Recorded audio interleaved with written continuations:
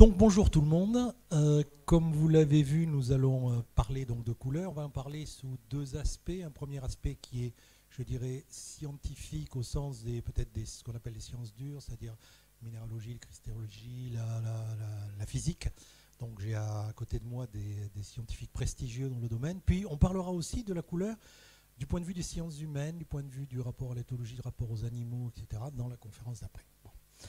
Alors moi j'ai une première question pour lancer un peu le débat. Je rappelle que c'est un débat pour vous, c'est-à-dire que vous êtes encouragés, je dirais même à la fin on relèvera des noms, encouragés à poser des questions, encouragés à vous exprimer, quand c'est pas clair à demander des éclaircissements ou au contraire à nous demander de prolonger, d'accord? Donc n'hésitez pas, vous levez le doigt comme à l'école et vous aurez droit au micro.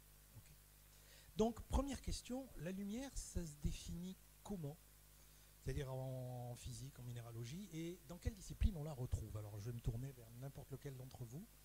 Qui est-ce qui veut prendre? Tu prends? Le physicien. Le physicien, allez. Alors, la lumière, si on commence par définir la lumière, en fait, nous on fait des analyses de spectre.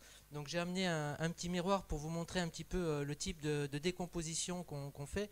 C'est un miroir qui est à peu près équivalent à un prisme. Donc je vais vous montrer rapidement une décomposition sur le mur. Et vous montrer qu'en définitive, nous, on décompose la lumière pour pouvoir analyser chaque composante, et la lumière va interagir avec la matière. Donc il y a des interactions qui sont des interactions où la lumière ne change pas de couleur, donc on garde effectivement, entre guillemets, la même énergie, mais on garde la même couleur, où la lumière change de couleur. Alors quand elle change de couleur, effectivement, on peut avoir des propriétés sur les matériaux. Donc je vais déjà vous faire une expérience rapide pour vous montrer la décomposition de la lumière et pour avoir le spectre de la lumière. Et à partir de ça, je pense qu'effectivement, je continuerai en vous posant une ou deux questions, parce qu'effectivement, par rapport à la couleur et par rapport à cette décomposition de la lumière, il y a des couleurs qu'on ne voit pas. Donc, première expérience. D'accord. Ça fera pas mal. Ça sera très rapide.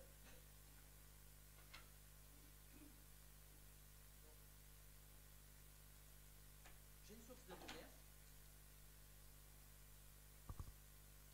Je vais faire l'image de ma source de lumière sur le mur. Et je décompose ma lumière. Vous voyez la lumière, effectivement. Vous avez du bleu. Après le bleu, on passe au vert, au jaune, à l'orange et au rouge. Donc ça, c'est le spectre associé à une source blanche. Et je peux décomposer la lumière pour n'importe quelle source. Donc en physique, essentiellement, on va analyser cette décomposition de la lumière et voir comment la lumière, si on envoie une lumière avec une seule couleur, donc on va utiliser un laser pour ça, donc on envoie une lumière avec une seule couleur, voir comment ça interagit avec la matière. Donc ça, c'est une première approche de la physique. Alors si vous regardez bien le spectre que je vous ai montré, il y a des couleurs qui n'y sont pas. Et donc ça, je vais laisser après mon collègue commenter par rapport à ça.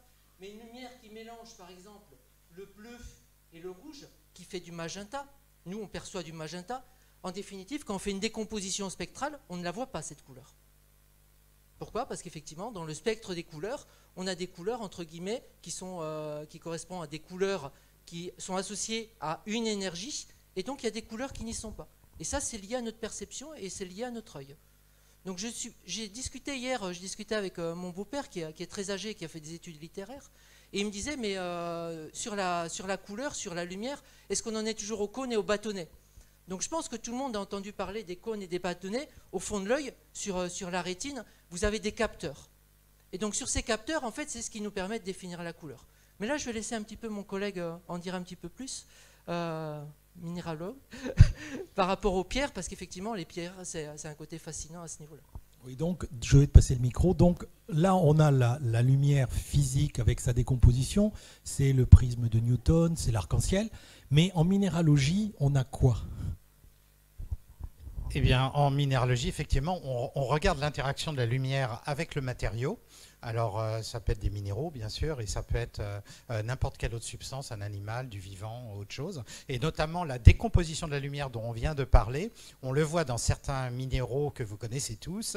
C'est ce qu'on appelle les feux du diamant. Alors les feux du diamant, ce n'est pas une couleur particulière du diamant, ce n'est pas une qualité particulière du diamant, c'est le diamant qui joue comme le prisme de Newton qu'on vient de voir, qui décompose la lumière, et si la pierre est bien incolore et pas colorée justement, et ça c'est important, et ben ça permet de voir, comme on vient tout juste de le voir sur le mur, la décomposition du spectre de la lumière solaire en une infinité de faisceaux de toutes couleurs. Alors bien sûr, on n'en perçoit que, comme vous dites très justement, qu'un certain nombre limité à cause de non seulement nos cellules nerveuses dans les yeux au niveau de la rétine, mais aussi la perception psychologique et après de l'interprétation sémantique, mais je pense qu'on va y revenir plus tard. Mais ça fait tous ces points de couleur que vous voyez dans un vrai diamant quand vous le voyez en vrai dans une boutique de joaillerie. Par contre, si vous regardez un livre de joaillerie, vous verrez qu'ils n'y sont pas.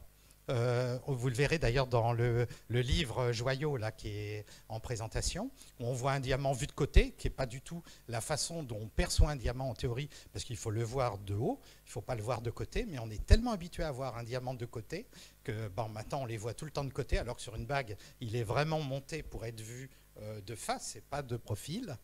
Et dedans, vous verrez que dans la photo, il n'y a plus de feu. Alors, et c'est particulièrement français, ça. Et on y reviendra aussi sur les particularismes, les nationalismes au niveau de tout ça. Parce qu'on a pris l'habitude en France, les artistes, les photographes et les gens de la com 2.0 ne veulent plus voir les feux dans les diamants parce que prétendument, ça fait toc. Mais alors, pour le minéralogiste que je suis, c'est transformer un diamant en un morceau de verre, grosso modo, qui n'a pas ses feux. Donc vous remarquerez, vous verrez, c'est systématique, la différence entre une bague qui porte un diamant taillé en réalité dans la vitrine d'un joaillier par rapport à la photo que peut-être ce même joaillier peut le donner. Et là, vous verrez les feux. Vous faites la différence entre les deux et vous voyez très bien ces feux. Tu nous parles de diamants transparents, mais pendant de nombreuses époques, et même jusqu'à encore maintenant, les diamants qui avaient le plus de valeur étaient les diamants qui étaient de couleur. Il y a eu les diamants bleus, il y a eu les diamants jaunes, il y a eu même, je crois, un diamant rouge à un moment donné, ou rose, etc. Et c'est dû à quoi? D'abord, physiquement, c'est dû à quoi? Et puis, c'est dû à quoi le fait que ça apparaisse aussi précieux par rapport à un diamant blanc? Alors, en fait, c'est effectivement, c'est une question de mode. Alors, la mode des diamants de couleur, ça a beaucoup varié dans le temps. D'ailleurs, moi, quand j'ai commencé à travailler sur les diamants bleus en 2007, des internautes m'ont envoyé des messages en me disant que je confondais tout, que j'avais rien compris, et que, notamment dans le cas d'un diamant bleu particulier dont on reparlera plus tard, que je l'avais confondu avec un saphir. Non, non, il y a bien des diamants de couleur, mais leur appréciation a varié. Jusqu'à l'époque de Louis XIV, on appelait d'ailleurs on disait que les diamants de couleur avaient des accidents. Et on appelait ça un accident de couleur. Ça vous dit tout le côté négatif qu'on y voyait à travers. Parce que la couleur a un peu tendance à atténuer les feux, mais aussi la couleur. Vous verrez, si vous voyez un diamant de couleur, ce que j'espère un jour, mais pas en photo, parce que sur la photo on ne se rend pas bien compte, vous verrez qu'un diamant incolore est beaucoup plus, entre guillemets, étincelant et brillant que exactement le même diamant s'il était de couleur. Et alors c'est dû à, effectivement, cette couleur a commencé à être appréciée par Louis XIV parce que le roi faisait les modes, les modes de l'habit, des joyaux, etc. Mais c'est vite retombé en désuétude parce que effectivement la couleur avait tendance à tuer un peu la brillance de la pierre. Et les diamants de couleur sont revenus à la mode que depuis les années 50, où l'essor de la science a commencé à dire à vérifier que les diamants de couleur étaient beaucoup plus rares, notamment les diamants de belles couleurs, c'est-à-dire des bleus, des roses, des rouges, des verts, mais des verts émeraudes, pas des verts fadasses, pas des jaunes brunâtres. Et donc ces diamants sont redevenus à la mode parce qu'ils ont été plus rares. Donc ça, c'est l'influence des investisseurs derrière qui veulent acheter des choses avec des grandes valeurs. Et donc ces couleurs, on les a beaucoup étudiées, effectivement. Peut-être qu'on y reviendra en détail. Et puis c'est aussi un grand domaine de la physique sur l'origine de la couleur des diamants. Grosso modo, il y a deux grandes catégories. Soit il y a un élément étranger dans la structure du diamant qui le colore. C'est le cas de la majorité des diamants bleus, c'est dû à un atome des atomes de bore qui ne devraient pas être dans le diamant pour plein de raisons géologiques. Excusez-moi. Quelquefois, ça peut être de l'azote qui donne des couleurs jaunes et qui a un peu tendance à diminuer, même en traces infimes, la brillance des diamants. Donc, ça influence à la fois sur la couleur, la brillance. Mais il y a aussi d'autres origines de couleurs qui sont dues à des défauts de la structure. C'est la majorité des diamants roses qui sont des réseaux atomiques dans lesquels, à l'échelle des atomes, de carbone, parce que le diamant est constitué essentiellement de carbone, les atomes ne sont pas tous à leur bonne place comme ils devraient être suivant les lois de la cristallographie. Il y en a un qui s'est mis de travers, deux qui se sont mis encore plus de travers, et grosso modo, ça peut vous faire des diamants de couleur verte, rouge, rose, etc. Voilà, pour simplifier. Oui, parce qu'on a tendance à l'oublier, les pierres précieuses, et en particulier le diamant, sont des réseaux, en principe réguliers, de réseaux de carbone ou des réseaux éventuellement d'autres minéraux. Et c'est ça qui, d'une certaine façon, piège la lumière et soit la renvoie, soit la décompose, soit la... Et ce phénomène de cristallographie, il est extrêmement intéressant parce qu'il permet d'étudier des choses. Et la science s'est toujours servie de la couleur comme moyen d'explorer, comme moyen d'expérimenter. On a utilisé les ultraviolets, on a utilisé les infrarouges pour tout un tas de choses, de capture. On a utilisé aussi pour la représentation. Quand on fait, par exemple, une représentation d'une simulation numérique, vous imaginez un flot autour d'une voiture, vous avez ça dans beaucoup de publicités. Vous savez que vous avez des couleurs rouges quand c'est plus chaud, bleu quand c'est plus froid, etc. etc. Est-ce que physiquement, d'abord, ça a un sens, cette histoire-là ? Ou est-ce que c'est juste de la représentation pratique ? Non, physiquement, effectivement, c'est un sens. Mais ça, il faut faire une décomposition entre la partie de source de lumière et la partie observation d'un objet. Donc, c'est un sens en termes de source de lumière. Parce que si on regarde un petit peu historiquement comment l'humain a regardé un petit peu les corps qui sont chauffés, en fait, au départ, on s'est aperçu effectivement, si tout le monde a cette expérience-là, feu de cheminée, vous soufflez sur le feu, vous voyez effectivement la braise qui devient de plus en plus rouge et qui prend une couleur en fait, la couleur est en train de changer. Elle change dans les rouges. Et donc, cette observation-là, en fait, ça a été une observation qui s'est énormément développée au niveau de la révolution industrielle. Et on a pu être capable de déterminer la température à distance en regardant juste la couleur. Donc, en regardant cette couleur, donc c'était l'émission de la lumière par un corps chauffé. Donc on appelle ça émission du corps noir. C'est pas très judicieux d'appeler ça corps noir parce que justement on l'observe. Donc pourquoi parler de corps noir? C'est parce qu'il absorbe tout. Donc du coup quelque chose qui absorbe tout c'est plutôt noir. Mais ça réémet tout aussi. Donc du coup il va être coloré. Donc ce corps effectivement coloré, à partir de sa couleur, quand le corps est chauffé, on peut déterminer sa température. Et si on regarde un petit peu la décomposition du spectre de lumière d'un corps qui est chauffé, il y a une partie qui est dans le visible. Si on regarde par exemple le soleil, il y a une partie qui est dans le visible, essentiellement. Mais il y a une grande partie qui est dans l'infrarouge. Et donc cette partie qui est dans l'infrarouge, c'est la partie qui est rouge, quelque part. Et donc cette couleur, quand on représente du rouge ou de l'infrarouge, ça correspond à la chaleur, c'est chaud. Et plutôt, si on regarde effectivement quelque chose qui est bleu, si ce corps qu'on chauffe, on le déplace de plus en plus vers des températures élevées, son maximum d'émission va se déplacer vers le bleu. Et donc, l'essentiel de l'énergie va être émise plutôt dans une longueur d'onde qui n'est pas une longueur d'onde infrarouge. Et donc, du coup, effectivement, la perception qu'on a lorsqu'on dit effectivement c'est rouge ou c'est bleu, c'est un peu lié à la définition qu'on a du corps noir.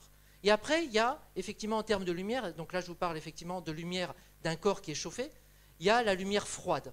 La lumière froide, ce n'est pas la lumière d'un corps chauffé, c'est de la luminescence. Alors la luminescence, vous allez me dire, ça correspond à quoi?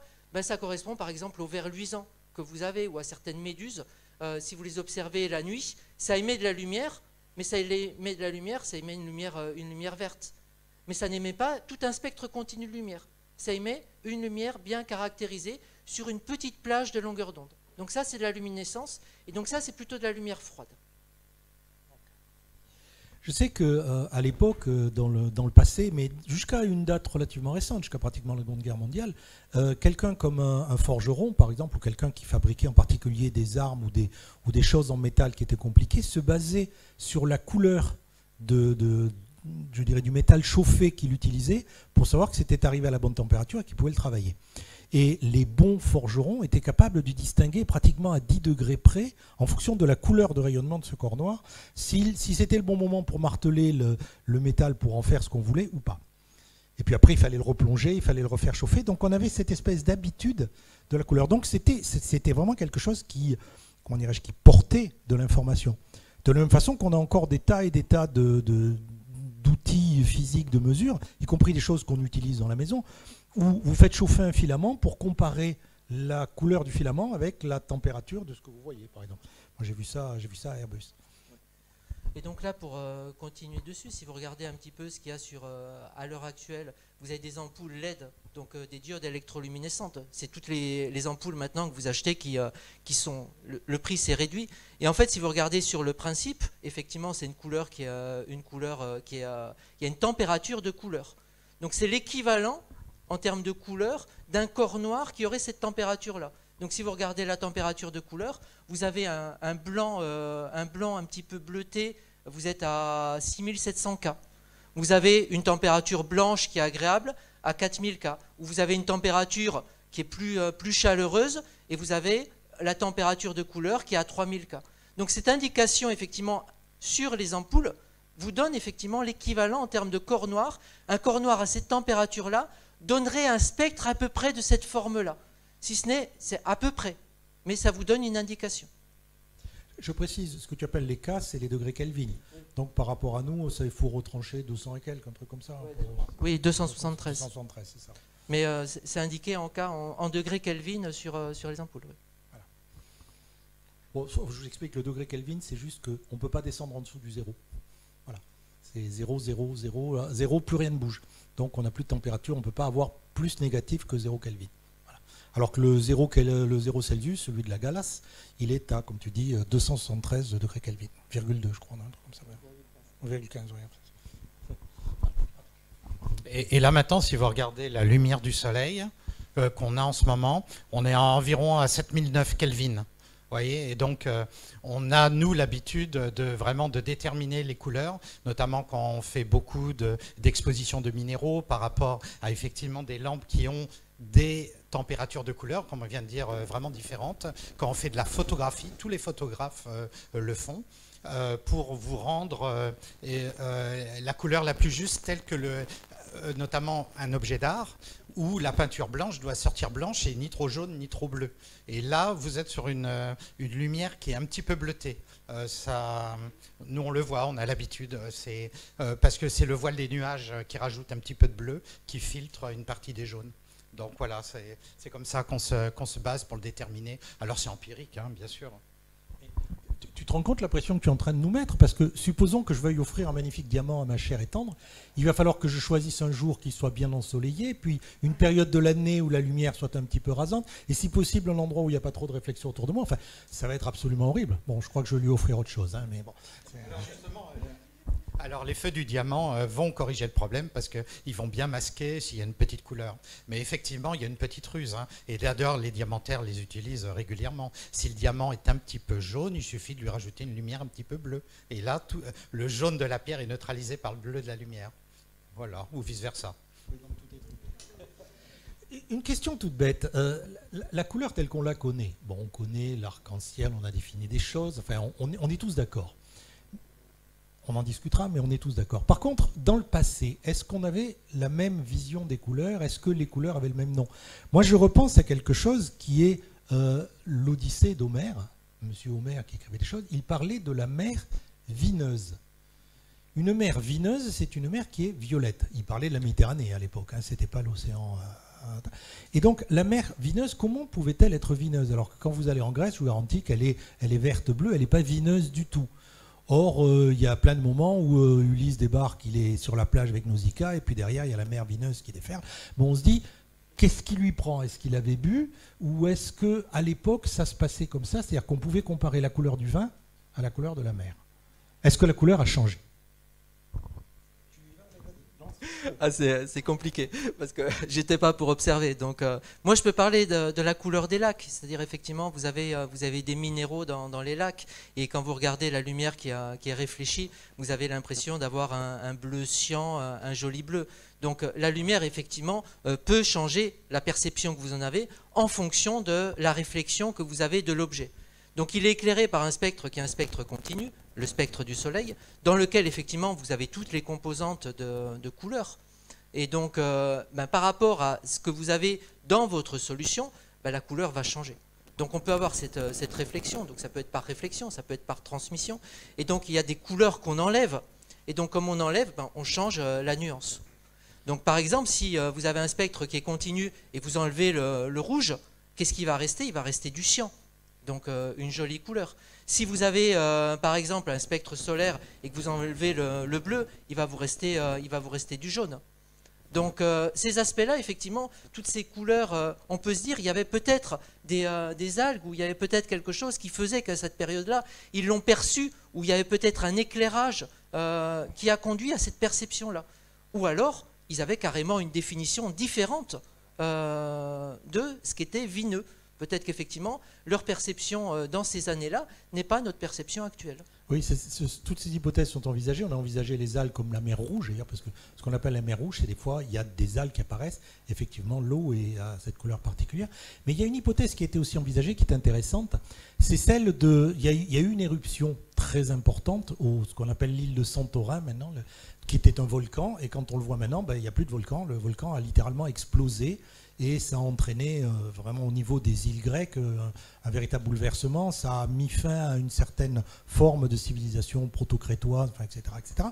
Et ça a probablement créé pendant plusieurs centaines d'années un nuage de poussière. Ce qui fait que les gens n'ont pas vu les mêmes choses. Alors ils sont nés comme ça, ils n'ont pas su que c'était différent avant, mais ils ont vu un changement de couleur qui était en partie réfracté par la poussière. Le ciel n'était pas tout à fait de la même couleur et la mer ne l'était pas non plus.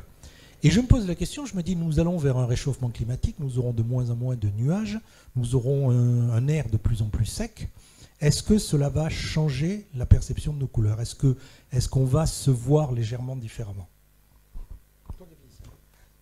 Oui, moi je peux juste vous parler de mes expériences. Moi j'étais au Canada pendant les feux de forêt. Et donc, quand on regardait le soleil, je veux dire, le soleil était complètement opacifié par les fumées. Et en fait, c'était jaune. Très clairement, c'était jaune. Donc, il y a des couleurs qui sont absorbées par les particules. Donc là, c'était par les suies. Donc, il y a des couleurs qui sont absorbées. Donc, c'est dans le spectre, effectivement, vous enlevez une partie du spectre. Et effectivement, je pense que, je ne sais pas si vous l'avez bien vu ici, mais je pense qu'on a eu le sirocco qui a envahi le ciel du nord de la France de particules jaunes du désert. Le soleil était devenu bleu à travers le ciel, effectivement, jaune. C'est quand même assez extraordinaire de voir. Il avait presque la couleur de la Lune. Alors effectivement, il y a des changements de couleur dans les Alpes régulièrement. Il y a des algues qui colorent aussi les lacs en rouge au sommet des Alpes. Et puis, je vous conseillerais la lecture, puisqu'on est dans une médiathèque, des livres de Pastoureau, qui a beaucoup travaillé sur les couleurs, et il n'est pas le seul. Il y a eu d'autres grands intellectuels, historiens, qui ont beaucoup travaillé sur les couleurs. Et là, on peut rentrer aussi. Il y a alors, je ne sais pas, c'est deux hypothèses en parallèle, parce que moi non plus, je n'ai pas discuté avec Ulysse. Mais donc, on sait à travers des récits, notamment quand des pierres sont décrites, des pierres précieuses qu'on connaît très bien de nos jours, des saphirs qui nous sont décrits comme violets, ce qui peut un peu nous étonner de nos jours, effectivement. Et là, il y a un peu moins d'ambiguïté, parce qu'un saphir, c'est pas violet. Enfin, dans certains cas, ça peut l'être, mais le saphir des Grecs, c'est une pierre bleue, et c'est décrit comme violet jusqu'à la fin du XVIIe siècle.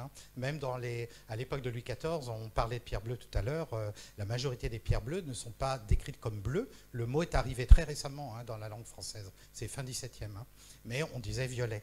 Et on le voit depuis l'Antiquité, où il y a une confusion donc cognitive, sémantique, entre certaines couleurs. Donc bleu et violet ont souvent été confondus. Ça, c'est Louis XIV, quand il vous parlait de saphir, il parlait d'une pierre qui était violette. Et ça l'est bien mentionné dans les archives. Et ces pierres, notamment, bon, tout à l'heure on parlait d'un diamant bleu qui a disparu, mais l'autre, son autre grande pierre dont je vais un peu plus parler samedi, le grand saphir, on l'a toujours, il est dans les collections du muséum, c'est notre Joconde à nous, donc c'est votre Joconde à vous aussi, vous avez plusieurs Jocondes, hein, il n'y a pas que le tableau. Eh bien on voit bien, c'est d'un bleu indigo, indigo, ça n'a rien de violet, mais parce qu'à l'époque il y avait une confusion, il n'y avait pas toutes ces classifications scientifiques, grâce au travail des physiciens, qui nous ont permis de mettre les couleurs dans des cases. Et ces confusions à la fois cognitives et sémantiques, parce que moi, je me rappelle, j'ai un oncle qui faisait beaucoup de tableaux, et une fois, il m'a montré un paysage qu'il avait peint, et il m'a dit, qu'est-ce que tu penses du ciel? Ben, je l'ai trouvé très bien, très bleu, l'arbre était bien vert, le chemin de pierre était beige, etc. Et il a claqué dans ses mains, il m'a dit, maintenant, tu te réveilles et tu vois que tout est dans des brous de noix. C'était, en fin de compte, que des camailleux de marron. Et d'un seul coup, le truc, je l'ai vu avec les camailleux de marron. Mais au début, j'ai vu le ciel bleu dans ma tête. Et il y a plein d'illusions d'optique sur le web où il y a eu l'histoire d'une robe, d'une dame qui portait une robe. Il y avait ceux qui la voyaient grise et marron et ceux qui la voyaient jaune et bleu. Carrément, il y avait vraiment des groupes extrêmement différents, et suivant notre perception. Donc il y a effectivement ces aspects cognitifs. Je vais juste rapidement terminer. Il n'y a pas que chez nous, hein. Par exemple chez les Japonais, la confusion entre le vert et le bleu est un grand classique. C'est ce qu'on appelle la couleur Hao.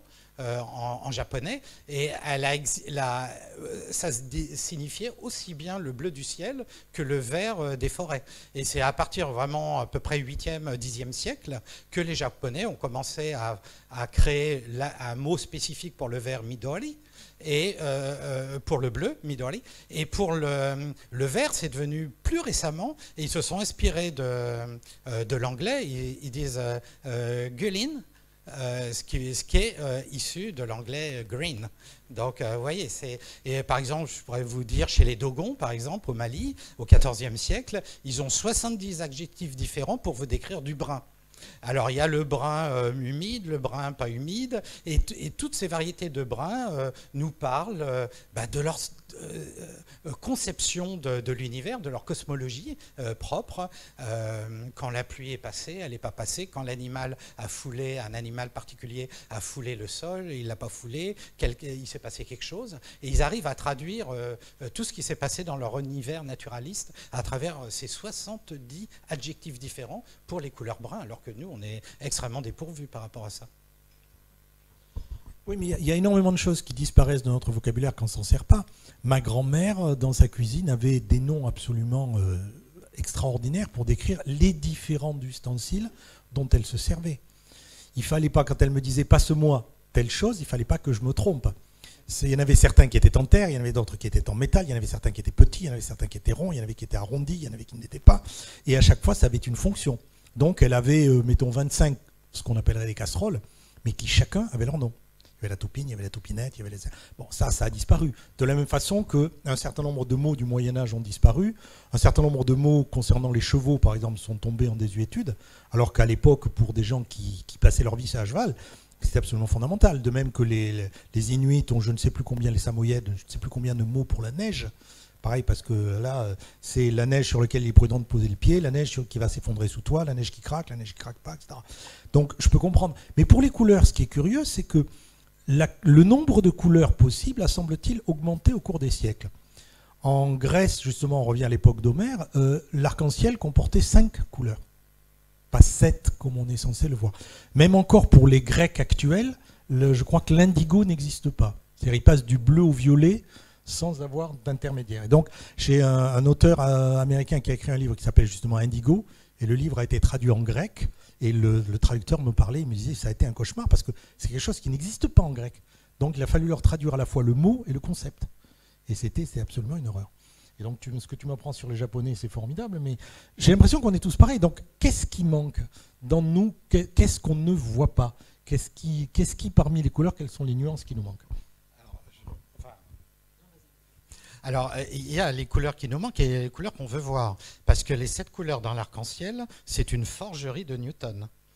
Parce que Newton a voulu décoder l'univers en 7 éléments parce que c'est la création divine, les 7 jours, les 7 notes de musique, les 7 jours de la semaine, etc. Et en fin de compte, il a créé 2 couleurs qu'il n'a pas vues, l'orange et le bleu. Et en fin de compte, je pense que visuellement, on en voit surtout 5. Mais alors les autres, elles y sont, mais simplement on ne sait pas les voir. Et en fait, il y a une infinité de couleurs, hein, de longueurs d'onde, de couleurs. Donc il y a effectivement les couleurs qu'on ne sait pas voir parce qu'on n'a pas le vocabulaire et on ne réalise pas scientifiquement qu'il faut les voir, ou on ne réalise pas que c'est une couleur à part. Et tant qu'on n'a pas le déclenchement, on n'a pas le déclic. L'histoire du tableau que moi j'ai vu quand j'étais petit, ou des illusions d'optique que vous pourrez trouver sur le web, l'indiquent très bien. Et puis il y a celles qu'on veut voir, mais qui n'y sont pas. Donc vous voyez, c'est extrêmement subjectif en fait. Justement, je vais te passer la parole. On a lancé tout à fait dernièrement, je pense que vous avez peut-être suivi ça dans les actualités, un télescope qui s'appelle James Webb, qu'on a expédié loin de la Terre, justement pour regarder l'univers plus dans l'infrarouge et aussi dans l'ultraviolet, je crois, mais surtout dans l'infrarouge. Et ça va nous donner une vision de l'univers différente de celle qu'on connaît. C'est-à-dire une vision que nous n'avons pas vue, que nous ne verrons pas, mais que cet appareil est susceptible de nous traduire en quelque chose qu'on est capable de regarder. Et qu'est-ce que ça va changer profondément? Est-ce que tu as le sentiment qu'il va y avoir une apparition d'une profondeur, de structure qu'on ne connaît pas? Est-ce que la lumière va nous dire des choses à ce moment-là, cette lumière-là? De toute manière, la lumière infrarouge, c'est complémentaire. C'est complètement complémentaire de la lumière visible au niveau des observations qu'on fait en physique. Donc, pour l'infrarouge, en fait, les capteurs ne sont pas les mêmes. Je veux dire, vous avez vos téléphones portables, vous avez des capteurs qui sont en silicium dedans. Et le silicium, dans l'infrarouge, il est transparent. Il est transparent et en fait, ça ne devient plus un capteur, on s'en sert comme pour faire du verre, pour faire une lentille. Donc si vous regardez sur des appareils infrarouges, en définitive, les lentilles sont faites en silicium, par exemple, ou en germanium. Donc sur des matériaux qui sont transparents dans l'infrarouge. Et après, il faut inventer effectivement des capteurs qui permettent effectivement de convertir la lumière infrarouge en signal électrique. Donc là aussi, on a des matériaux effectivement qui permettent d'avoir cet aspect-là. Et assez souvent, on se sert plutôt de la chaleur qui est générée pour avoir des capteurs qui ne soient pas trop chers. Donc sur cette observation dans l'infrarouge de l'univers, en fait c'est complètement complémentaire de l'observation dans le visible. Le visible c'est ce qu'on voit, donc on a envie de voir le visible. Mais il y a des phénomènes, effectivement, si on éteint la lumière, on ne voit plus rien dans cette salle. Si on regarde maintenant dans l'infrarouge, on va vous voir dans l'infrarouge. Donc ça veut dire que ça va révéler des choses qui sont différentes par rapport à ce qu'on perçoit, nous, avec nos sens. Donc, on va vous voir parce que vous êtes des corps chauds et que par conséquent vous rayonnez en infrarouge. Ce qui permettra de savoir s'il y en a parmi vous qui sont des zombies ou pas, par exemple. C'est extrêmement pratique. C'est de ça dont on se sert, hein, d'ailleurs. Donc c'est le principe du rayonnement du corps noir dont on a parlé tout à l'heure. Effectivement, la température, quand vous dépassez 1000 degrés, ben, on vous voit effectivement apparaître dans le domaine visible. Mais si vous êtes à 30 degrés, ça va correspondre à 300 K. À 300 K, ça va correspondre à un maximum d'émissions. L'ordre de grandeur, ça va être 5 micromètres, 5-10 micromètres. Donc vous allez être dans l'infrarouge. Donc si vous avez un capteur infrarouge, ben on va vous voir. On peut faire une image dans l'infrarouge. Et donc ce télescope va pouvoir révéler des choses qu'on ne voit pas. Des choses qu'on ne voit pas. Donc en fait, on ne sait pas trop ce qu'on... On imagine pour le moment ce qu'on va percevoir, mais effectivement, ce télescope va permettre de grandes avancées, et en particulier voir des planètes. Parce que les planètes, effectivement, les planètes sont éclairées par les astres, et donc si on regarde, c'est le principe, effectivement, la planète va absorber l'énergie envoyée par son étoile, et va rayonner. Et si vous regardez les températures, donc on a des températures, si vous regardez sur Wikipédia, vous avez une température de corps noir, par exemple de la Terre. Donc vous allez trouver effectivement une température de l'ordre de 20 degrés. Vous pouvez regarder la température de corps noir de Jupiter. Vous allez trouver, je ne sais pas, ça doit être de l'ordre de 100 Kelvin, et etc. Donc tous ces corps, effectivement, vous allez pouvoir les observer dans l'infrarouge.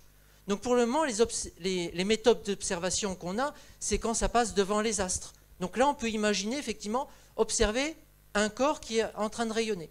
Donc on va voir des choses qui sont différentes. Donc ça va être très enrichissant, effectivement, d'avoir cette partie infrarouge.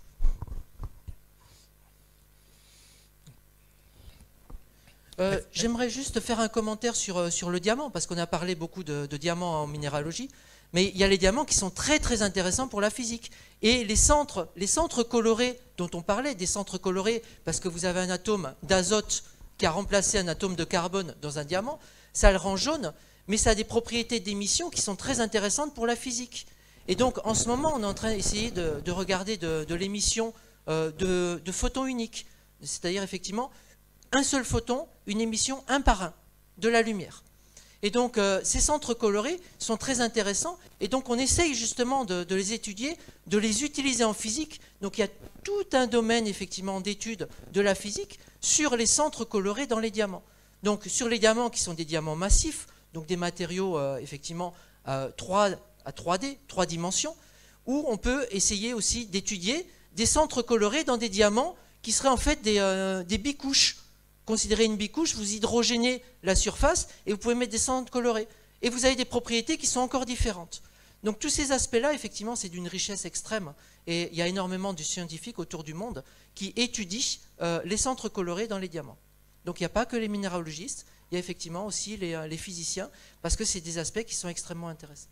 Donc si un jour vous draguez un physicien, il faudra lui offrir une bague de diamants, mais avec un centre coloré, ça marchera vachement mieux. Voilà, je retiens l'info, c'est vachement utile. Est-ce que vous avez des questions? Moi, on est tous en train de parler, on s'éclate, il n'y a pas de problème, mais est-ce que vous avez des questions sur la couleur en tant que telle, sur la manière dont elle influe sur vos vies, on a la deuxième présentation qui parlera de l'affect. Mais là, ici, au point de vue physique, est-ce que la couleur, c'est quelque chose qu'on comprend? Moi, personnellement, j'ai un petit peu de mal avec ça.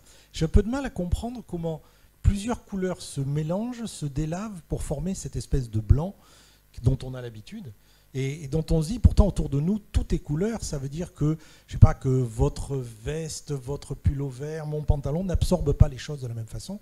Et j'aimerais bien comprendre un peu pourquoi. Bon, alors je continue. Donc oui, sur la couleur, pour percevoir la couleur, moi je vais revenir aux sources de lumière, toujours aux ampoules LED que vous pouvez acheter dans le commerce. Il y a l'indice de rendu des couleurs. L'indice de rendu des couleurs, c'est un chiffre qui va de 0 à 100. Vous avez 100 quand vous avez le soleil, quand vous avez effectivement une source qui est continue. Et donc, en termes de rendu des couleurs, c'est effectivement ce qui est le plus fidèle qu'on peut avoir et ce qu'on perçoit le mieux. Alors forcément, l'œil, donc on a parlé tout à l'heure des cônes et des bâtonnets que tout le monde a vu dans ses études, hein, en principe. Donc au fond de l'œil, vous avez des bâtonnets qui permettent de voir la nuit et vous avez des cônes. Et vous avez 3 types de cônes. Vous avez des cônes qui permettent de distinguer essentiellement du bleu, des cônes qui permettent de distinguer essentiellement du vert et des cônes qui permettent de distinguer essentiellement du rouge. Et donc à partir effectivement de ces 3 détecteurs, c'est ce qui vous permet effectivement de percevoir la couleur. Donc quand on dit on perçoit du blanc, c'est qu'en définitive, au fond de votre rétine, vous excitez 3 types de cônes et c'est votre cerveau qui fait l'interprétation du blanc. D'accord? Donc mais l'œil n'est qu'un capteur et dans ce capteur, vous avez en fait 3 détecteurs de couleurs différentes. Alors vous refaites la même chose sur les appareils photo. Hein. Sur les appareils photo, vous mettez des filtres colorés devant une matrice de silicium, ça s'appelle la matrice de Bayer. C'est des filtres colorés qui sont verts, rouges et bleus. Et à partir de ça, vous pouvez percevoir effectivement la couleur et avoir quelque chose qui est relativement fidèle. Bien sûr, il y a des choses que vous perdez un petit peu. C'est-à-dire votre œil va en principe percevoir un petit peu plus que ce que vous percevez sur une photographie. C'est pareil sur le vidéoprojecteur. Là, tout à l'heure, il marchait. Je veux dire, vous avez 3 couleurs dans le vidéoprojecteur. Et à partir de ce mélange des 3 couleurs, vous reconstituez une très grande palette des couleurs. Pas absolument tout, mais une très grande palette des couleurs. Est-ce que ça veut dire que, parce qu'il y a quand même une population de gens, on les voit apparaître de plus en plus, on appelle ça des otaki au Japon par exemple, ce sont des gens qui restent dans leur pièce, donc sous un éclairage entre guillemets artificiel, face à des écrans, qui sont en général des écrans d'ordinateur, et qui ne voient jamais la lumière dite naturelle, la lumière du soleil ou la lumière de chez eux. Est-ce que ces gens vont voir la couleur de manière légèrement différente? Est-ce qu'ils vont être habitués à des sources de couleurs? Est-ce que leur cerveau va interpréter ce qu'ils voient d'une manière légèrement différente? Et question accessoire, est-ce que ça explique pourquoi ils s'habillent tous de manière totalement, absolument invraisemblable? Mais la première question est sérieuse, c'est-à-dire, est-ce qu'ils vont changer leur rapport au monde de ce côté-là? Alors, merci de me poser la question, mais moi, alors là, je ne suis pas du tout physiologiste ou biologiste, j'en sais absolument rien.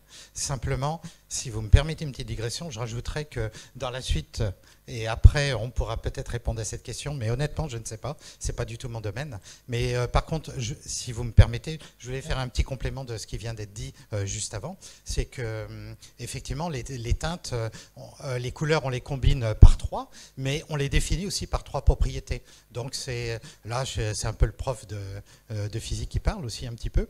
Donc, on parle de la teinte, de la couleur, ce qu'on a l'habitude d'appeler rouge, vert, bleu, jaune.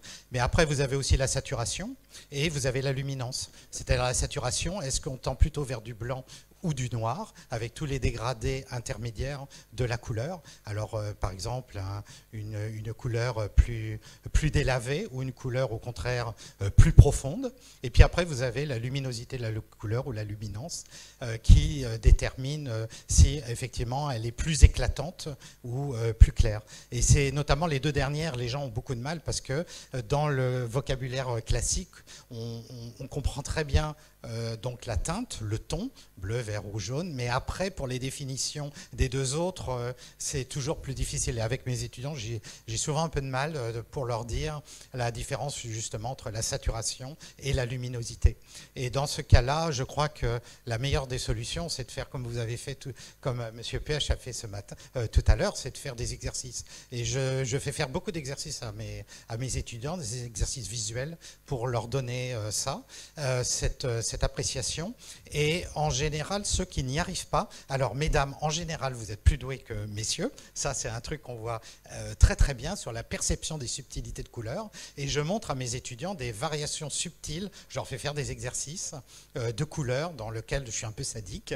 J'essaye de faire des choses un peu bizarres pour leur poser des questions, pour qu'ils se rendent compte justement des difficultés. Alors, il y en a un qui est très simple. Je commence toujours par celui-là. C'est la différence entre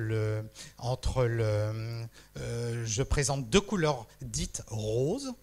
Et en fait, bon, là j'aurais pu vous la montrer et ça serait peut-être plus flagrant. Et je dis aux étudiants, où est le rose là-dedans? Et alors, je vais vous donner la réponse indirectement parce que je leur présente un magenta et je leur présente un rouge délavé.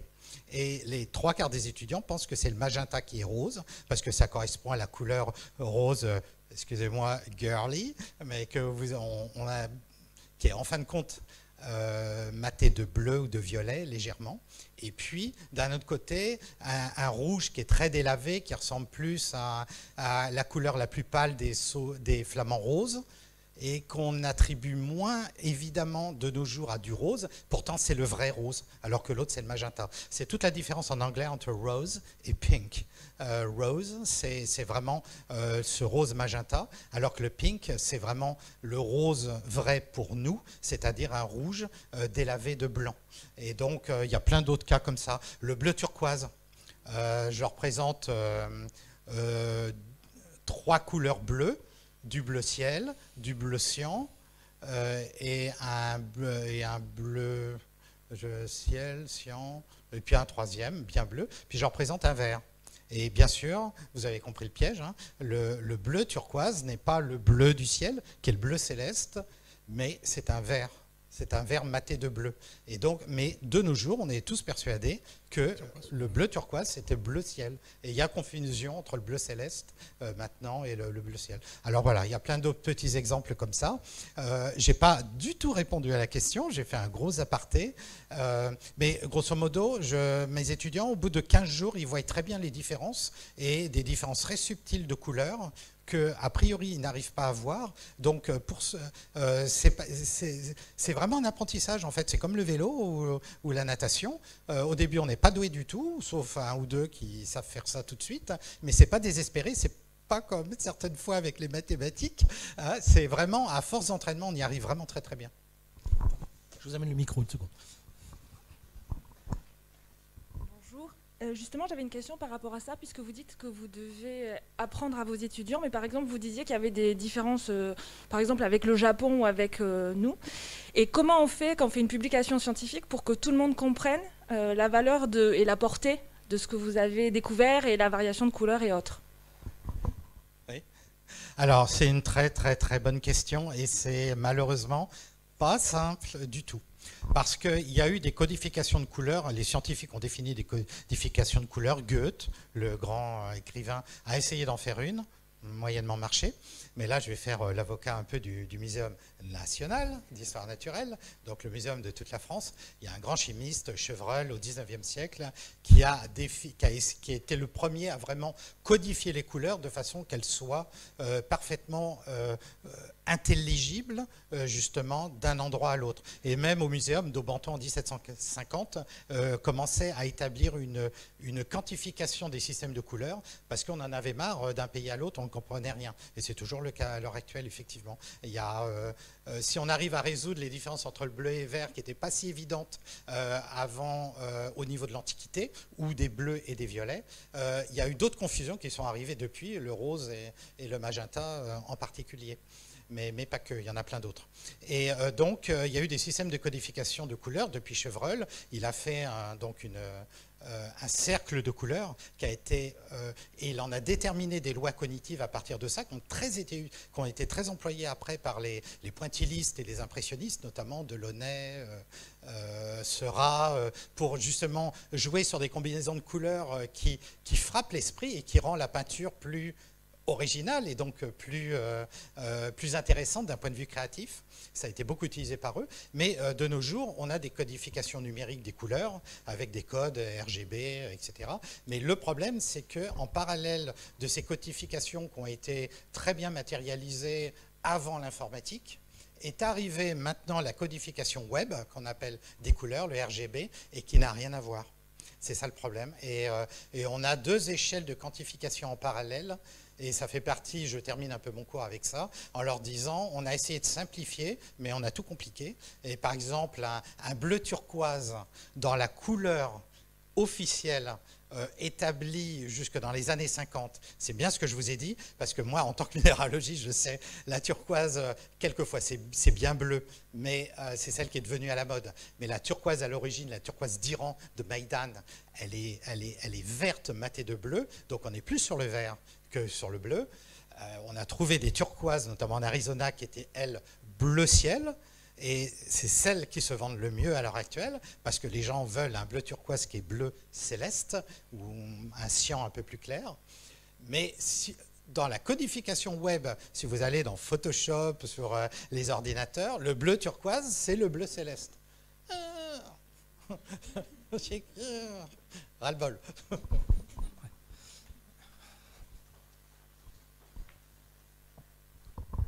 Oui, bonjour, je vais peut-être permettre de rajouter un complément. Donc, je suis Jean-Michel Huppé, je vais intervenir dans la seconde table ronde. Dans ce que vous disiez des espaces de couleurs, pour compléter, vous connaissez ça très bien, il existe plein d'espaces de couleurs, et celui qui est utilisé le plus souvent, c'est ce qu'on appelle l'espace CIE 1931 de la Compagnie internationale de l'éclairage, qui a défini des façons de définir des couleurs. Et donc elles sont définies en espace petit x, petit y, grand y. Donc là, on n'a plus de nom de couleur, donc ça simplifie bien les choses. On sort de tout ce qui est côté perception et on a une définition qui est objective dans le sens où si on connaît ces dimensions, ces valeurs, n'importe quel appareil de mesure donnera exactement la même chose, l'espace du spectre. Alors c'est l'espace... Hein ? C'est des spectres. C'est basé sur le spectre, mais c'est vrai que pour comprendre l'espace CIE, c'est assez compliqué parce qu'il est basé sur la perception visuelle humaine, c'est-à-dire sur la transduction par nos photorécepteurs des spectres, avec dans ce que nous a expliqué sur les cônes, etc. Donc c'est basé, ça a été construit sur la base de la perception visuelle. Donc c'est un espace qui correspond à notre perception visuelle, mais qui est objectif. Donc quand on publie des articles scientifiques sur les couleurs, parfois il y a des gens qui, parce que la couleur c'est assez difficile, il y a des chercheurs qui connaissent très mal les couleurs, qui vont dire qu'est-ce qu'on a utilisé en RGB. Ça, c'est juste la quantité d'électricité qui est envoyée sur les phosphores rouge, vert, bleu. Donc ça va dépendre de... Alors évidemment, c'est assez standard, donc ça donne plus ou moins la même chose, mais ça dépend des écrans. Donc c'est jamais la même chose. Donc si on fait que ça, on ne peut pas reproduire l'expérience. Parce qu'on va avoir notre ordinateur, si on n'a que le RGB, on ne peut absolument pas reproduire une expérience. Par contre, on va donner aussi les dimensions dans l'espace CIE. Et avec ça, si on connaît son ordinateur, son écran, donc voilà, on sait qu'on peut faire la traduction entre moi, mon RGB, il donne telle valeur en espace CIE. Et donc, je peux reproduire exactement sur mon écran qui est différent la façon dont c'est fait. Donc voilà, il faut passer par ces espaces de couleurs. Mais effectivement, à l'historique des espaces de couleurs, c'est assez passionnant parce qu'il y en a beaucoup qui ont des particularités différentes. C'est un champ assez compliqué et passionnant. Mais je veux dire, le diable est dans les détails et ça revient tout le temps. Par exemple, la codification web est aussi basée sur ces systèmes-là avec les équivalences des différentes coordonnées dans les différents systèmes. Mais n'empêche qu'ils ont toujours tendance à y associer un nom. Et c'est infernal. Justement, merci de dire tout ça. Mais le web qui se base quand même sur des définitions qui devrait se définir uniquement sur des coordonnées chromatiques bien précises, et associe systématiquement des noms de couleurs. Parce que pour nous, c'est plus simple que 3 coordonnées. Il y a aussi le fait qu'en vieillissant, certaines couleurs se délavent pour nous. On voit moins, je dirais, le côté brillant de certaines couleurs. Et aussi, on perd un peu le côté chatoyant. C'est connu pour ça. Par contre, certaines maladies renforcent l'apparition de certaines lumières. Et par exemple, on peut citer un peintre qui est connu, qui est Van Gogh, dont on a pu penser, alors c'est une des hypothèses qui circulent, que le fait qu'il y ait eu véritablement des explosions de couleurs à la fin de sa vie, alors qu'il a commencé par peindre des paysages de la Hollande, et donc des mangeurs de pommes de terre, on était dans les marrons complets, là. On était vraiment dans quelqu'un qui peignait en brou de noix, quoi. Et là, après, on a fini avec des cieux d'un bleu électrique, avec du jaune et des couleurs flamboyantes. Et on a dit, en fait, on pense qu'il a souffert d'une espèce de tumeur au cerveau, qui entraînait un certain nombre de problèmes de comportement à la fin, et que c'était ces tumeurs au cerveau qui exacerbaient la zone de réception et de compréhension des couleurs et qui lui faisaient voir tout de manière absolument flamboyante. Il faut savoir aussi que dans l'histoire, ce qui est intéressant, c'est qu'on a eu des couleurs, les Romains voulaient avoir du rouge, voulaient avoir du pourpre. Nous, on aimait avoir le bleu, parce que c'était aussi une couleur associée à la Sainte Vierge, à un certain nombre de choses. Enfin, il y avait des tas de raisons. Et que on a tendu, chaque fois qu'on l'a pu, vers des couleurs de plus en plus brillantes, de plus en plus pétantes, de plus en plus flamboyantes. Et par exemple, Toulouse a été en partie ruinée lorsque l'indigo est arrivé pour remplacer le pastel. Parce que le pastel est un très joli bleu, mais ce n'est pas un bleu flamboyant, c'est un bleu des étiquettes de bouteilles, disons. Alors que là, vous aviez un bleu totalement pétard, le bleu des jeans, enfin le bleu du ciel. Et ça a d'une certaine façon psychologiquement paru comme meilleur. La peinture a tendu vers le fauvisme, la peinture a tendu vers, je dirais, non pas vers le délavé, mais au contraire vers le travail de représentation le plus lumineux possible. Est-ce qu'en physique, on a un peu le même genre de tentation d'aller vers le plus brutal, le plus violent, le plus... Non, en physique, on est effectivement, comme on en a parlé tout à l'heure, on est dans l'analyse du spectre. Donc, dans toutes les publications, on met des spectres. Et en termes de couleurs, on indique une couleur grossière pour dire j'ai utilisé un laser vert en mettant la longueur d'onde associée au laser, toujours entre parenthèses. Donc, je veux dire, on est vraiment dans le spectre en termes de longueur d'onde. Et du coup, effectivement, pareil sur les propriétés d'émission. Je veux dire, on est sur des gammes d'énergie, de variations d'énergie. Sur les propriétés de transmission, on est aussi en fonction soit de la longueur d'onde, soit en fonction de l'énergie. Et donc, en définitive, on s'est complètement affranchi de la perception de l'humain derrière. Donc, effectivement, ces problèmes-là n'ont plus lieu en physique. À l'heure actuelle, effectivement, on a des règles et des publications qui sont extrêmement simples et qui permettent d'être perçues de la même façon partout autour du monde. Oui, effectivement. Et je voulais aussi rajouter que par rapport à tout à l'heure, je pense qu'il y a aussi l'effet de la nouveauté, l'effet de mode introduit par des couleurs nouvelles qui n'existaient pas avant, qui a fait que effectivement l'indigo a triomphé. Mais l'indigo est revenu à sa place d'indigo, je pense, depuis, après l'effet de mode, la sortie. Et maintenant, le pastel est tout aussi apprécié que l'indigo. Je crois que notre palette de couleurs disponibles, notamment grâce à l'essor de la chimie organique, a permis d'avoir une combinaison de couleurs qui va bien au-delà de ce que le monde minéral pouvait produire, qui étaient des couleurs beaucoup plus posées, peut-être. Et c'est ce qui fait que, par exemple, chez certains grands producteurs de peinture, Farrow & Ball par exemple, les Anglais, ils n'utilisent que des peintures minérales parce qu'ils considèrent que chez nous, dans un espace, on ne met pas de couleurs vives, c'est pas élégant, c'est pas reposant, et il n'y a que des couleurs minérales. Alors que, à l'opposé de ça, vous prenez d'autres marques de peinture, Tolins par exemple, très basées sur la chimie organique. Là, vous avez un nuancier de couleurs qui est absolument hallucinant. Et si vous voulez repeindre le plafond en violet et puis le sol en rose écarlate, ça n'existe pas, mais je donne un exemple, on peut le faire. Et je crois que c'est dû au fait que, effectivement, au fur et à mesure de l'histoire, il y a eu une introduction de plein de nouvelles couleurs qui n'étaient pas disponibles avant et qui font que maintenant on a un panel très, très riche en couleurs. Mais si on regarde la mode vestimentaire à l'heure actuelle, on voit que les couleurs vives ont beaucoup disparu. Les gens utilisent beaucoup de noir, de vert, de couleurs plutôt sombres d'une façon générale, avec très peu de luminosité. Mais ce n'était pas la question. Je peux te dire que cette année, on va tendre vers des jaunes un peu plus pétards et des oranges pour en ce qui concerne la mode de l'automne. Je suis très girly comme garçon, donc je m'intéresse beaucoup à la mode.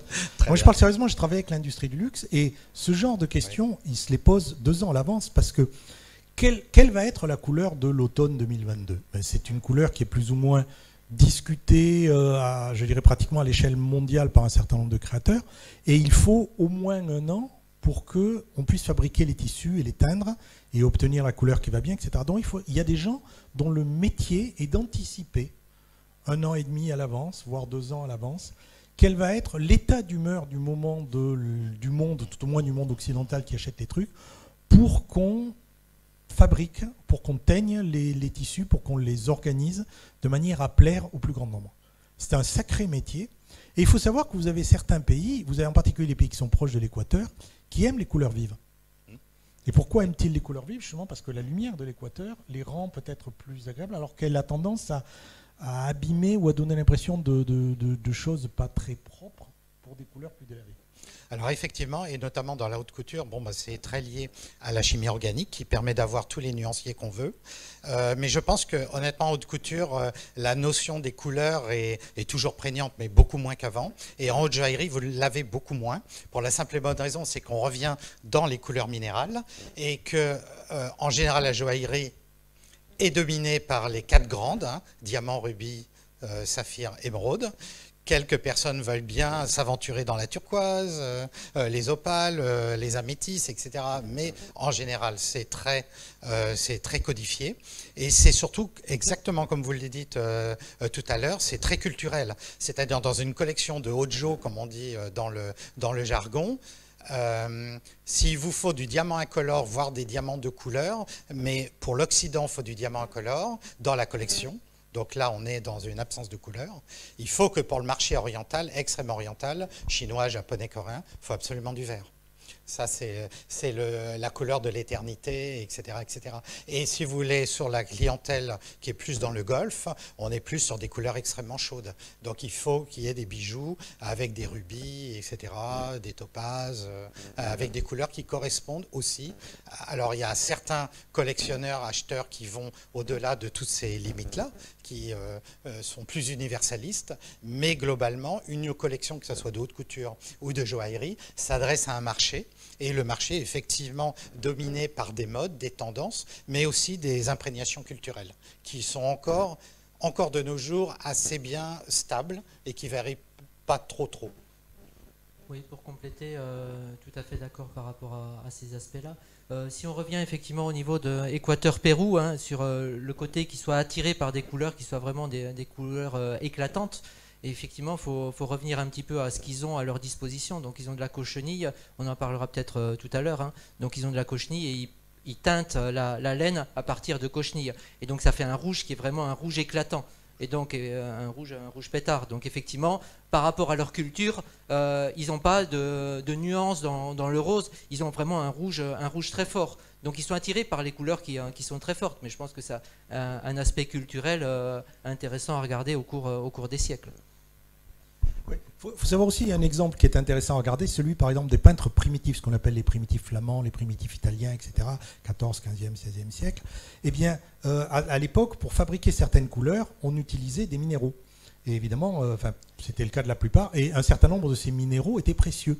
Et la couleur la plus chère était le bleu. Vous vous rappelez? Il fallait... Alors le bleu outre-mer. Le bleu outre-mer, c'est ça. Pas l'autre. Oui, le bleu outre-mer, le bleu pétard, quoi. Et donc, quand vous commandiez un tableau à un peintre et que vous réclamiez du bleu, le peintre vous faisait payer en fonction de la surface de bleu qu'il y allait avoir dans le tableau. Et vous aviez des gens qui, pour montrer qu'ils avaient plein de pognon, faisaient des tableaux avec du bleu partout. Voilà. Et il y a un célèbre diptyque qui est à Londres, à la National Gallery, qui s'appelle le triptyque de Dunwich, le diptyque de Dunwich, donc qui présente 2 tableaux. Vous avez un certain nombre de gens, ils sont tous bleus, ils sont tous en bleu, avec des magnifiques nuances de bleu, et pratiquement la moitié de la surface du tableau, c'est du bleu. Et c'était considéré comme le tableau le plus cher de l'époque, juste parce qu'il fallait de la... Tu te rappelles, tu connais ça, je pense. Oui, Rubens l'a fait plein de fois, où effectivement, il a utilisé le même lapis-lazuli d'Afghanistan, l'outre-mer des peintres, à la fois pour la mer, le paysage, les habits des femmes. Je ne me rappelle plus quel tableau de Rubens c'est. Enfin bon, oui, c'est exactement ce que vous dites. Je pense que c'est pour ça qu'il peignait des femmes en petite tenue, c'est parce que le rose coûtait moins cher, je pense, à l'époque. C'était un truc comme ça. Mais en tout cas, par contre, pour cette histoire de primitif, effectivement, on savait que le vert était relativement facile à faire. Certains bruns, certains ocres aussi étaient assez classiques, mais vous avez des tableaux en particulier en Hollande où vous avez une absence absolument létale de bleu. Il n'y a pas de bleu, on n'a pas les moyens. Donc vous avez toute une représentation qui est basée sur ce type de couleur-là et qui à son tour habitue l'œil de la personne qui regarde au fait que certaines couleurs relèvent de l'extraordinaire par rapport au quotidien. Et donc on a ce travail-là en permanence où on s'habitue à voir ce qu'on nous dit de voir. Tu le cites pour la Chine, tu le cites pour le Japon, mais c'est valable aussi, comme tu dis, on a de la cochenille en Sud-Amérique, donc on va avoir du rouge pétard. On a du murex en Italie, donc on fait de la pourpre impériale. Donc on associe ces couleurs-là, ce côté pétard, à une certaine idée du monde. Voilà. Il nous reste 5 minutes, si je ne me trompe pas. Donc vous avez le droit et le devoir de poser vos... Alors on est à 6-7 minutes, donc on va même peut-être mettre plusieurs questions. Qu'est-ce que vous avez envie d'approfondir? Qu'est-ce que vous avez envie de savoir?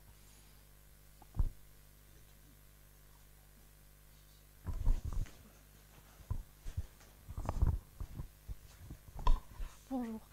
J'ai une question très basique. Moi je travaille avec des enfants d'école primaire et en général quand on parle de la couleur, il y a toujours un petit moment où eux ils me disent il y a les couleurs primaires, donc bleu, jaune et rouge, et moi après je commence à leur parler des cônes, etc. Et j'arrive pas à leur expliquer pourquoi est-ce qu'on est toujours à enseigner les couleurs primaires alors qu'en fait dans le monde numérique, on fonctionne pas sur le même système, quoi. Alors sur justement au niveau des écoles, je pense qu'il faut vraiment avoir une approche main à la pâte. Parce que moi j'ai fait des sciences dans les écoles justement pour voir un petit peu, pour montrer à des enfants comment la synthèse additive des couleurs fonctionnait. Et donc sur la synthèse additive, j'ai un petit exemple, je peux vous montrer simplement comment ça marche. Donc vous prenez des lampes de poche comme ceci, vous mettez de la peinture à vitre dessus, et puis vous mettez vos 3 couleurs. Vos 3 couleurs de cette façon-là, hein. Vous les mettez les 3 et puis vous superposez le flux lumineux. Donc si vous mettez 3 couleurs comme ça, en fait, vous n'allez pas avoir une teinte qui est homogène. Donc il faut mettre dessus quelque chose qui diffuse un peu. Donc vous mettez un transparent, vous mettez les lampes de poche dans un transparent, et du coup vous avez un halo et un halo qui est plutôt blanc. Et l'idée c'est, vous dites, j'ai 3 couleurs, j'ai un halo blanc, et je peux mettre une feuille, et je peux faire des ombres, et je peux faire de la composition de couleurs, donc faire de la synthèse additive, et voir effectivement, à partir de l'ombrage, j'ai des jaunes éclatants qui apparaissent, j'ai du cyan, et donc moi je leur fais dessiner. Je ne cherche pas l'interprétation, je leur fais dessiner. Qu'est-ce qu'ils voient? Et donc du coup c'est un peu une approche expérimentale, parce que le problème avec les sciences, c'est que c'est toujours compliqué et on est toujours en train de dire des bêtises parce qu'effectivement on veut simplifier et à un certain moment on simplifie trop et puis vous pouvez avoir des problèmes par rapport à des parents qui sont un peu tatillons, etc. Donc le plus simple c'est faire une approche main à la pâte qui consiste à dire je fais une observation et je fais un cahier d'expérience. Donc sur le cahier d'expérience, je prends des feutres et puis je colorie et je refais ça. Donc ça, c'est une première expérience. Après, vous avez le principe des toupies, qui sont un petit peu partout, où effectivement, là, c'est la perception de l'œil. Mais il y a un côté, effectivement, sur la toupie, ce n'est pas des sources de lumière. Donc du coup, si vous mettez vos 3 couleurs primaires et que vous faites tourner, ben, vous n'observez pas du blanc, vous observez du gris. Et ça ne dépend pas de la vitesse de rotation. Mais là aussi, c'est une observation. Donc il faut rester sur... quand on fait des sciences, je pense qu'il faut vraiment rester, quand on est au début, sur les écoles primaires, donc en maternelle ou en primaire, effectivement, il faut rester sur l'observation et faire un cahier d'expérience. C'est surtout ça qui est important pour l'enfant, c'est en fait qu'il retranscrive ce qu'il a observé. Et ça permet de voir si effectivement tout le monde a observé la même chose et tout le monde perçoit les choses de la même façon. Donc moi je faisais plutôt de la synthèse additive des couleurs, parce qu'effectivement c'est facile de faire 3 sources de lumière et puis de faire de la synthèse additive. La synthèse soustractive ou les mélanges des couleurs, ça ils le font naturellement avec la peinture.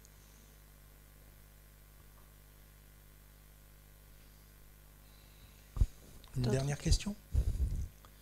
Allez, qui se fait plaisir? Qui passe en dernier? Il y a une chocolatine gratuite qui attend, hein, c'est...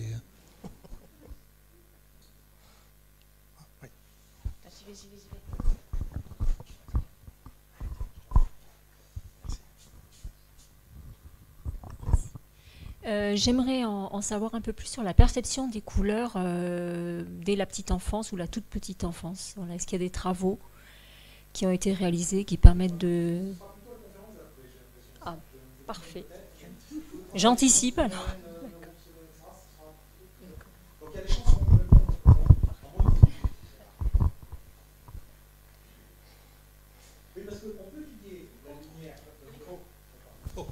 On peut étudier la lumière de manière extrinsèque, c'est-à-dire on a un corps qui rayonne, on a arrivé d'une longueur d'onde, et à ce moment-là, on regarde la lumière, je dirais, vue en tant qu'observateur extérieur, ou alors on étudie ce que nous sommes, c'est-à-dire le capteur, et on étudie la manière dont ce capteur réagit à quelque chose qui est un stimulus, qui est une longueur d'onde.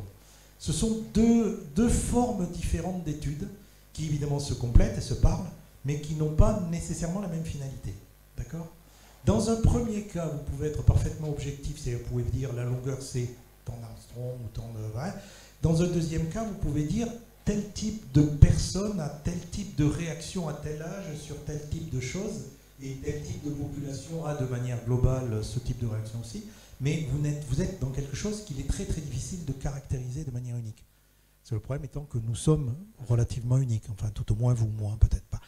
Mais voilà, donc on a ce travail-là. Et je pense que la deuxième conférence parlera plus de ce deuxième aspect. Nous avons plus parlé du premier aspect, la lumière qui arrive, c'est quoi ?